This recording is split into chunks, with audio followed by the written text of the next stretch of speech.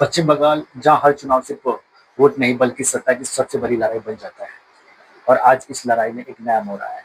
अमित शाह ने कोलकाता में बीजेपी घोषणा पत्र जारी किया है, लेकिन सवाल ये है, क्या ये सिर्फ वादा है या 2026 का गेम चेंजर है? नमस्कार दोस्तों, मैं आर के शर्मा। दोस्तों, आज हम आपको बताएंगे बीजेपी के घोषणा पत्र की वे 5 बड़ी बातें जो सीधे बंगाल की राजनीति को हिला सकता है। पहला और सबसे बड़ा वादा, कानूनी व्यवस्था में बड़ा बदलाव। बीजेपी ने दावा किया कि अगर उनकी सरकार आती है तो बंगाल में गुंडाराज खत्म किया जाएगा। यह सीधा हमला है मौजूदा सरकार पर, जिसे लीड कर रही है ममता बनर्जी। सवाल ये है, क्या जनता इस मुद्दे को वोट में बदलेगी? दूसरा बड़ा मुद्दा, नागरिकता और घुसपैठ। बीजेपी ने साफ किया है कि घुसपैठियों पर सख्त कार्रवाई होगी और नागरिकता कानून को लागू करने पर जोर दिया जाएगा।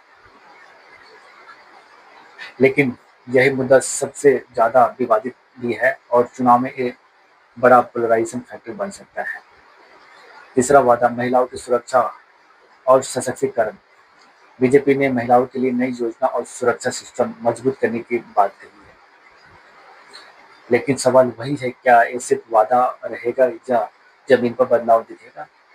चौथा पॉइंट, विकास। बीजेपी ने बंगाल को इंडस्ट्रियल हब बनाने का वादा किया। नई नौकरी, निवेश और इंफ्रास्ट्रक्चर, यानी पूरा फोकस विकास मॉडल पे है। यह सीधा मुकाबला टीएमसी के विकास मॉडल से है।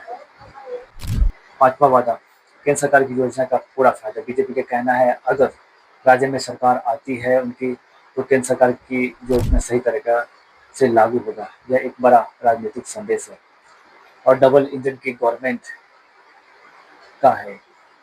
ये तो थे बीजेपी की घोषणा पत्र की 5 बड़े वादे, लेकिन असली सवाल अभी भी बाकी है, क्या ये वादा बंगाल की राजनीति बदल देंगे या फिर ममता बनर्जी की सत्ता में फिर से वापसी होगी? 2026 का चुनाव एक चुनाव नहीं बल्कि बंगाल की भविष्य का फैसला है।